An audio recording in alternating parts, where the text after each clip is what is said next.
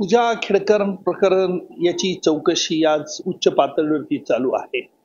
परंतु एक गोष्ट मात्र निश्चित आहे, की या प्रकरणामुळे युनियन पब्लिक सर्व्हिस कमिशनने ज्या काही परीक्षा घेतल्या होत्या, त्याच्याबद्दल लोकांच्या मनात एक शंका उपस्थित झालेली आहे.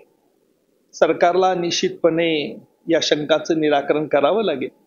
कारण विशेषतः दिव्यांगाचं काही लोकांनी जर खोटं प्रमाणपत्र घेतलं असेल आणि त्या खोट्या प्रमाणपत्राच्या आधारे ते परीक्षा पास होऊन त्याप्रमाणे काही सवलती प्राप्त करून काही नियुक्त्या केल्या असतील, तर त्यांची देखील चौकशी या निमित्ताने होण्याची शक्यता नाकारता येत नाही.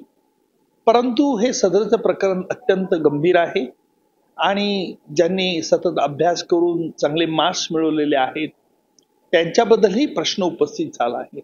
परंतु माझ्या मते युनियन पब्लिक सर्व्हिस कमिशनने या बाबतीत पारदर्शीपणे तातडीने चौकशी करून जो कायदेशीर निकाल असेल तो ताबडतोब त्यांनी त्या दृष्टिकोनातून पावलं टाकली.